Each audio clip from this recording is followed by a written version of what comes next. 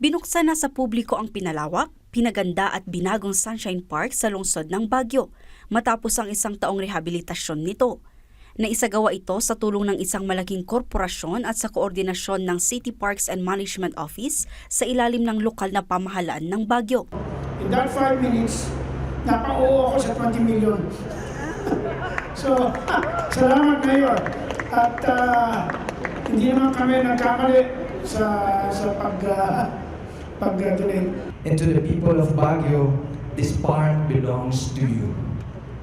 May Sunshine Park continue to echo with the beat of the Gansa, the dreams of students, the creativity of artists, and the shared hope of a community that believes learning does not end inside classrooms. Nagsisilbi ang parke para sa mga mag-aaral na nag-eensayo at dito rin nagpapalipas ng oras ang mga residente. Tiwala naman ang LGU na makakahikayat ang parke ng mga turistang mamamasyal sa lungsod. Pero itong Sunshine Park, I do believe that the main purpose of this park is for our students, for our locals to have celebrate culture. Dito po tayo nakakakita kasi madalas ng gathering ng mga estudyante, ng ating mga nagpa-practice ng mga sayaw, mga cultural dances. Naroon pa rin ang iconic stage sa Sunshine Park kung saan naayos ang mga ilaw at masisilayan ang iba't ibang mural paintings ng mga local artist.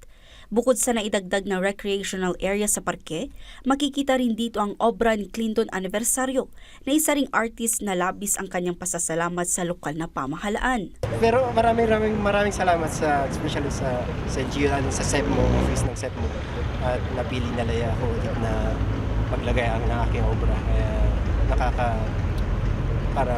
gana na nagawa mo ulit yung gustong gawin na at the same time may display pa sa public.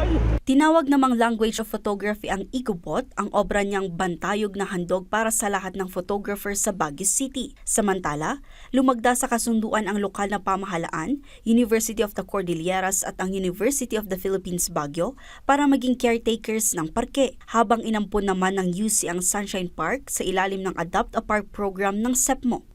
Audrey Villana para sa Pambansang TV sa Bagong Pilipinas.